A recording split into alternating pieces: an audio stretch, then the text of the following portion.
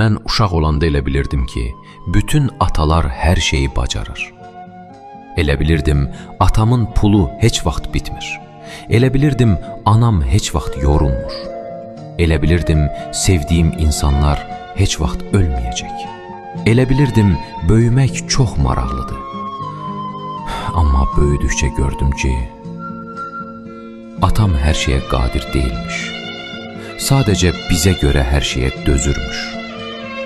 Anam da yorulurmuş. Sadəcə sevgisindən yorğunluğunu büruzə vermirmiş. Böyümək isə heç də maraqlı deyilmiş. Çünki böyüdükcə dərdimiz də bizimlə bərabər böyüyürmüş. Uşaqlıq elə bir nağıl imiş ki, sonunu bilmədən heyranlıqla dinləyərmişik. Dizimiz qanadığında dünyanın ən böyük acısını çəkirik sanardıq.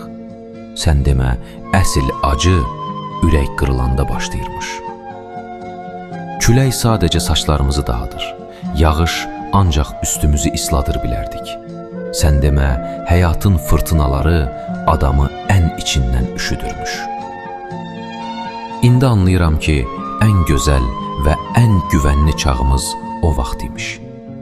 Nə atamın o yenilməz sandığın çiyinləri əvvəlki kimidir, nə də anamın o hər dərdə məlhəm olan isti əlləri. Böyümək, sən demə, sığındığımız o kiçik dünyanı itirib. Böyük, amma qərib bir dünyaya tək başına addım atmaq imiş.